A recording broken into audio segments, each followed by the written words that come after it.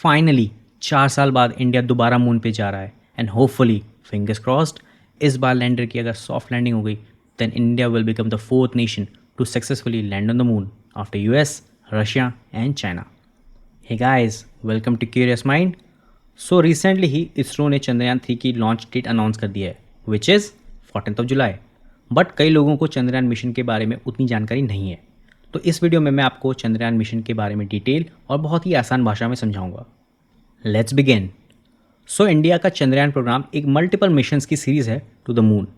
इस सब की शुरुआत होती है 2008 में चंद्रयान 1 मिशन से, जो कि एक ऑर्बिटर मिशन था जिसे इसरो ने मून के ऑर्बिट में सक्सेसफुली प्लेस कर दिया था और ये अप्रॉक्सीमेटली 10 महीने तक फंक्शनल भी रहा था। इसके दो मेन अकॉम्प्लिशमेंट थे। नंबर 1, इसने मून में पानी डिस्कवर किया था which is a huge discovery. Number 2, इसमें एक मून इम्पैक्ट प्रोब था जिसे मून में क्रैश लैंड करवाया गया था and this made India the fourth country to place its flag on the moon. But after some time ISRO से इसका कम्युनिकेशन टूट गया एंड ऑन 29 अगस्त 2009 इसरो ने ऑफिशियली चंद्रयान 1 मिशन को ओवर डिक्लेयर कर दिया। After successfully placing Chandrayaan 1 into the moons orbit, अब इसरो का नेक्स्ट टारगेट था मून में सॉफ्ट लैंडिंग करना and that's when Chandrayaan 2 mission was born. Chandrayaan 2 mission Chandrayaan 1 से काफ़ी एडवांस था। इसमें एक ऑर्बिटर, एक लैंडर और एक रोवर था और इसे 2019 में लॉन्च कर दिया गया था। And after a month of journey Chandrayaan 2 के ऑर्बिटर को लूनर ऑर्बिट में सक्सेसफुली प्लेस कर दिया गया। देन लैंडर ऑर्बिटर से अलग होकर मून में सॉफ्ट लैंडिंग के लिए डिसेंड करने लगा, बट लैंडर लैंडिंग से कुछ टाइम पहले ही एक सॉफ्टवेयर ग्लिच की वजह से मून में क्रैश हो गया और इसी के साथ इंडिया का मून में सॉफ्ट लैंडिंग करने का सपना भी टूट गया। बट हमें ये भी ध्यान रखना चाहिए कि मून का जो सरफेस है it is bombarded by asteroid for millions of years, जिसकी वजह से वहाँ वास्ट क्रेटर्स बन गए हैं और वहाँ की सॉइल बहुत ही लूज़ है which makes landing very difficult. And now Chandrayaan 2 के डाटा को एनालाइज करके और अपनी मिस्टेक्स को ओवरकम करके ISRO is back with Chandrayaan 3। Chandrayaan 3 Chandrayaan 2 का एक फॉलोअप मिशन है टू अचीव दोज ऑब्जेक्टिव्स जो चंद्रयान 2 अचीव नहीं कर पाया था, विच आर नंबर 1, मून के सरफेस में सॉफ्ट लैंडिंग डेमोन्स्ट्रेट करना। नंबर 2, रोवर को मून के सरफेस में डिप्लॉय करके मूव कराना। Number 3, to conduct some experiments on the moon surface जिससे हमें मून की सॉइल का केमिकल कंपोजिशन पता लगेगा। And beyond all these objectives Chandrayaan 3 ISRO का एक कॉन्फिडेंस बूस्ट भी करेगा for the next missions which are to the sun and the Venus. Chandrayaan 3 mission में कोई ऑर्बिटर नहीं है क्योंकि चंद्रयान 2 का ऑर्बिटर अभी भी काम कर रहा है। इस मिशन की कॉस्ट लगभग 615 करोड़ है जो कि बाकी देशों के लूनर मिशन से काफ़ी कम है। और बात करें इसके लॉन्च व्हीकल की तो ये LVM-3 है जिसे पहले हम GSLV Mark 3 कहते थे। वो चंद्रयान को अर्थ के 170 इंटू 36,500 किलोमीटर के एलिप्टिकल ऑर्बिट में प्लेस कर देगा and then it will take about a month for Chandrayaan 3 to reach moon and most probably last week of August में ये मून में सॉफ्ट लैंडिंग करेगा। इस मिशन की लाइफ 1 लूनर डे है। आप सोच रहे होंगे कि 1 डे बस, not to worry, 1 lunar day earth के 14 डेज़ के जितने होते हैं। अब बात कर लेते हैं इसके डिफरेंट मॉड्यूल्स की। सो चंद्रयान 3 3 डिफरेंट मॉड्यूल्स में डिवाइडेड है, प्रोपल्शन मॉड्यूल, लैंडिंग मॉड्यूल और रोवर। प्रोपल्शन मॉड्यूल के 2 काम हैं। नंबर 1, लैंडिंग मॉड्यूल को अर्थ के ऑर्बिट से मून के ऑर्बिट तक ले जाना, जहाँ जाके दोनों प्रोपल्शन मॉड्यूल और लैंडिंग मॉड्यूल सेपरेट हो जाएंगे। And number 2, after the separation propulsion module अपना पेलोड डिप्लॉय कर देगा। तो आप पूछेंगे कि प्रोपल्शन मॉड्यूल कौन सा पेलोड लेके जा रहा है, तो उसका नाम है शेप, मतलब स्पेक्ट्रोपॉलीमेट्री ऑफ हैबिटेबल प्लैनेट अर्थ। बड़ा ही भारी नाम है। इस पेलोड का मेन ऑब्जेक्टिव होगा उन एक्सोप्लैनेट्स की डिस्कवरी करना जिसमें लाइफ प्रेजेंट हो सकती है। अब आप पूछेंगे कि ये एक्सोप्लैनेट्स क्या होते हैं, तो एक्सोप्लैनेट्स वो प्लैनेट्स होते हैं जो कि हमारे सन को नहीं बट किसी और स्टार को ऑर्बिट कर रहे होते हैं, जैसे कि प्लैनेट्स नियर प्रॉक्सिमा सेंटोरी जो कि सन का क्लोजेस्ट स्टार है। चंद्रयान 3 का दूसरा मॉड्यूल है लैंडर मॉड्यूल। लैंडर मॉड्यूल वो पार्ट है जो मून में सॉफ्ट लैंडिंग अटेम्प्ट करेगा। इसके भी बेसिकली 3 ऑब्जेक्टिव्स हैं। फर्स्ट तो मून पे सॉफ्ट लैंडिंग करना है, second one is after landing rover को डिप्लॉय करना और थर्ड वन इज़ मून के सरफेस में साइंटिफिक एक्सपेरिमेंट्स करना।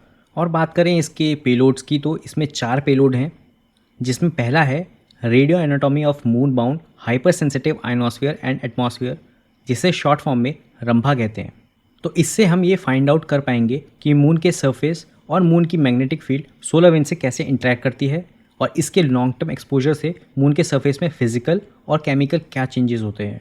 तो सिंपल भाषा में इससे ये पता लगेगा कि किसी भी प्लैनेट में अगर एटमॉस्फेयर थिन हो या ना हो तो प्लैनेट का क्या हाल होता है।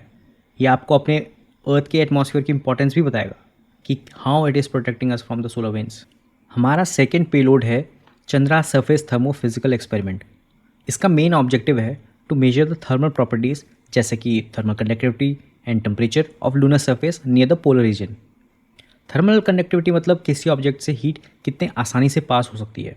फॉर एग्जांपल, अगर आप किसी एल्यूमिनियम ऑब्जेक्ट को एक साइड से हीट करेंगे तो उसका दूसरा एंड भी गर्म हो जाएगा, but on the other hand अगर आप लकड़ी को एक साइड से हीट करेंगे तो उसका दूसरा एंड हीट नहीं होगा।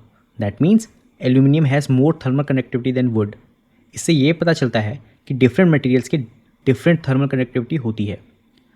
तो by measuring thermal conductivity of lunar soil हम मून की सॉइल का मिनरल कंपोजिशन पता लगा सकते हैं।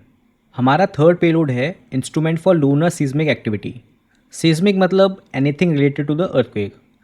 अब मून पे अर्थक्वेक तो होंगे नहीं, बट हम उन्हें मून क्वेक कह सकते हैं। बेसिकली मून के सरफेस में मूवमेंट या फिर वाइब्रेशंस। हाँ, तो इसके दो ऑब्जेक्टिव्स हैं। The first one is to measure the moon quakes and the second one is delineating the structure of lunar crust and mantle. Delineating मतलब दो ऑब्जेक्ट्स के बीच की बाउंड्री का पता लगाना। इस कॉन्टेक्स्ट में वो दो ऑब्जेक्ट्स क्या हैं? मून का क्रस्ट और मेंटल। आपको पता होगा कि मून को 3 लेयर्स में डिवाइड कर सकते हैं, crust, mantle and then core. तो इस पेलोड से हम मून के क्रस्ट एंड मेंटल की बाउंड्री का एस्टिमेट लगाने की कोशिश करेंगे, जिससे हमें मून में हो रही टेक्टोनिक प्लेट्स की मूवमेंट का पता चलेगा। And the last payload in the lander is laser retro reflector array. It's a collection of specially design mirrors from NASA. Basically ये एक मिरर है, बस ये जान लो। जब फ्यूचर में हम अर्थ के किसी ग्राउंड स्टेशन से इस मिरर में लेज़र मारेंगे तो वो अर्थ में रिफ्लेक्ट बैक होगी। उसके रिफ्लेक्ट होने का हम टाइम निकालेंगे और इससे हमें मून से अर्थ का प्रिसाइज डिस्टेंस मिल जाएगा और मून के ऑर्बिटल मूवमेंट का भी पता लगेगा। अब आते हैं चंद्रयान 3 के लास्ट मॉड्यूल में, विच इज़ रोवर। इसके दो मेन ऑब्जेक्टिव्स हैं। The first one is deploy होकर मून के सर्फेस में थोड़ा घूमना and the second one is to carry out chemical analysis of lunar soil. इस रोवर में दो पेलोड्स हैं। The first one is laser induced breakdown spectroscope. इसमें हम एक हाई पावर्ड लेज़र को मून की सॉइल में फोकस करेंगे, जिससे एक प्लाज्मा क्रिएट होगा जिसमें डिफरेंट मिनरल्स डिफरेंट वेवलेंथ की लाइट्स को जनरेट करेंगे। And then by studying those wavelengths of light हम मिनरल्स को आइडेंटिफाई और क्वांटिफाई कर सकते हैं। The second payload is alpha particle X ray spectrometer. ये बिल्कुल ही सेम है लेज़र वाले से, बस इसमें लेज़र की जगह अल्फा पार्टिकल्स यूज़ किए गए हैं। इसमें भी एक सोर्स से अल्फ़ा पार्टिकल्स को मून की सॉइल में मारा जाएगा एंड देन जब मून की सॉइल और अल्फ़ा पार्टिकल्स का इंटरेक्शन होगा तो एक्सरेज प्रोड्यूस होंगी, और जब ये एक्सरेज डिटेक्टर में वापस जाएंगी तो उसके एनर्जी डिस्ट्रीब्यूशन से हमें मून की सॉइल का एलिमेंटल कंपोजिशन पता लग जाएगा। So that's all about Chandrayaan 3 guys. In the and इस मिशन के सक्सेसफुल होने से हमारे साइंटिस्ट और देश का नेक्स्ट स्पेस मिशन के लिए कॉन्फिडेंस बढ़ेगा। ये मिशन हमारे देश के साइंटिफिक प्रोग्रेस को दुनिया के सामने भी दिखाएगा। चलिए, once again let us all wish ISRO for a successful mission. और अगर आपको ये जानना है कि इसरो इतनी कम कॉस्ट में मिशंस को सक्सेसफुली कैसे एग्जीक्यूट करता है, then click on this video. And once again thanks for watching.